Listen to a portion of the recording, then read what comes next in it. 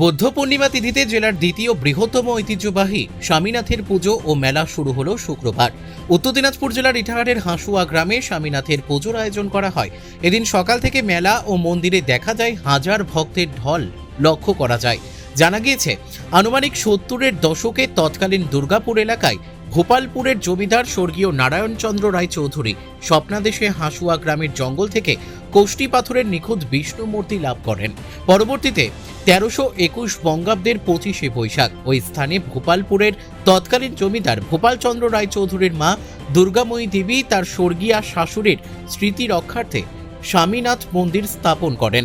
তারপর থেকে ভগবান বিষ্ণু এখানে পূজিত হন স্বামীনাথ রূপে। বর্তমানে অভিষেক রায় চৌধুরী সহ জমিদার বংশের সদস্যরা রীতি মেনে পুজো চালিয়ে আসছেন।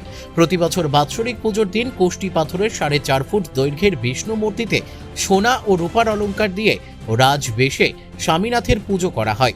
মেলায় বসেছে কয়েক হাজার রকমারি দোকান এবং আগামী 7 দিন এই মেলা থাকবে।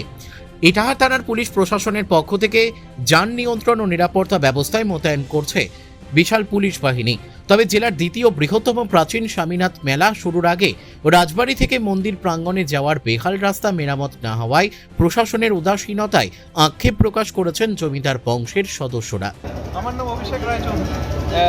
আপনি বংশের কি মানে ছেলে? দুর্গাপুর জমিদার পরিবারের একজন সদস্য আছে। আজকে আবার প্রতি বছরের নেই, আবারও শুরু হলো ঐতিহ্যবাহী স্বামীনাথ মেলা। হ্যাঁ, এটা কি তো আমাদের প্রত্যেক বছরই হয়, বুদ্ধ পূর্ণিমার দিন থেকে হয়, 5-7 দিন চলে। এই তো বহু দর্শনার্থী স্বামীনাথজির দর্শন করতে আসে, পুজো দিতে আসে। আমরাও বাড়ির লোকরা সকাল থেকে বিকেল অবধি এখানে থাকি আর কি, মন্দিরে সময় কাটাই, লোকজনদের সহায়তা করি, সাহায্য করি। এইভাবেই আমাদেরও দিনটা কেটে যায় সেবা করে ঠাকুরের। একটু যদি ইতিহাসটা বলেন ছোট্ট করে। ইতিহাস বলতে আমার পূর্বপুরুষ নারায়ণচন্দ্র রায়চৌধুরী স্বামীনাথের এই মূর্তিটি স্বপ্নে পেয়েছিলেন এবং তিনি এখানে প্রতিষ্ঠা করেছিলেন মূর্তিটি, একটি মন্দির বানিয়ে। প্রথমে উনি চেষ্টা করেছিলেন চূড়ামণি নিয়ে যাওয়ার, কিন্তু উনি নিয়ে যেতে পারেননি। তারপরে এখানেই উনি একটি মন্দির তৈরি করে এখানে স্বামীনাথজিকে প্রতিষ্ঠা করেন। পরবর্তীকালে ভূপালচন্দ্র রায়চৌধুরীর মা দুর্গাময়ী রায়চৌধুরী উনি এখানে এই বর্তমান যে মন্দিরটি এখন দেখছেন সেটি উনি নির্মাণ করেন এবং স্বামীনাথজির পাশাপাশি এখানে রাম, সীতা, জগন্নাথ এইসব মূর্তিগুলো দুর্গাময়ী রায়চৌধুরীর স্থাপন করা। এবং এটা হচ্ছে 1321 বঙ্গাব্দের ঘটনা।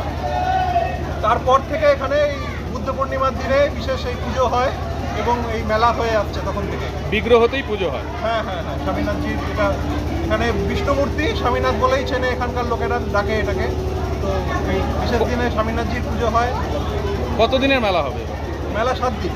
মেলা 7 দিন। আর পুলিশ প্রশাসনের আয়োজন কেমন ব্যবস্থা? পুলিশ প্রশাসনের সাহায্য ছাড়া তো কোনোভাবেই আমাদের এত ম্যানেজমেন্ট করা সম্ভব না। প্রত্যেকবারের মতন এবারও পুলিশ প্রশাসন থেকে খুব ভালো সাহায্য পেয়েছি। ওনারা পুলিশের অনেক লোক, সিভিক ভলেন্টিয়ার প্রচুর দিয়েছেন মেলায় সাহায্য করার জন্য। তবে এবছর যেটা দর্শনার্থীদের খুব সমস্যা হচ্ছে সেটা হচ্ছে রাস্তাটা। আমাদের রাজবাড়ি গেট থেকে স্বামীনাথ মন্দির অবধি যে রাস্তা, খুবই খারাপ অবস্থা। তো এটাই একমাত্র এই বছর একটু অসুবিধা হচ্ছে আর কি। তাছাড়া এমনি প্রশাসনের দিক থেকে যত রকম সাহায্য পাওয়া যায় আমরা সবই পেয়েছি।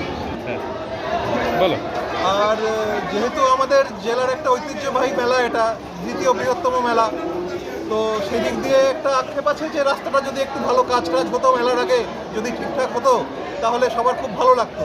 তো এটাই একটু আমাদের সবার একটু মনে হচ্ছে যে রাস্তার কাজটা হয়নি জন্য আমাদেরও অসুবিধা হচ্ছে, দর্শনার্থীদেরও অসুবিধা হচ্ছে। এটা একটু যদি প্রশাসন দেখতো ভালো হতো। এই যে খুবই ভালো লাগে, আমরা তো সারাদিন এখানেই থাকি এবং আমাদের আত্মীয় স্বজন, বন্ধু বান্ধব যারা আছেন আজকের দিনে সবাই এখানে এসে একত্রিত হয়, সবাই স্বামীনাথজির পুজো দেয় এবং এখানেই আমরা সারাদিন কাটাই। খুবই ভালো লাগে। দূর দূরান্ত থেকে আসে, দূর দূরান্ত থেকেও অনেক দর্শনার্থীরা আসে, আশেপাশের জেলা থেকে আসে, বিহার থেকেও লোকে আসে, মালদা, এদিকে মালদা জেলা, এদিকে আশেপাশে দক্ষিণ দিনাজপুর, বিভিন্ন জেলা থেকেও এখানে অনেক দর্শনার্থীরা আসে পুজো দিতে। মনোরঞ্জন। কোথায় বাড়ি? স্বামীনাথেই বাড়ি। কিসের দোকান আপনার? ভোগের দোকান দিয়েছি।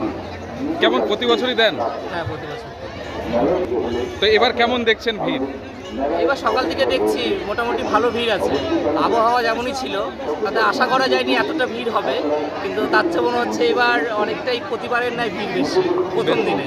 হ্যাঁ, তো কেমন লাগছে? খুব ভালো লাগছে আজকে। ব্যবসা কেমন হচ্ছে?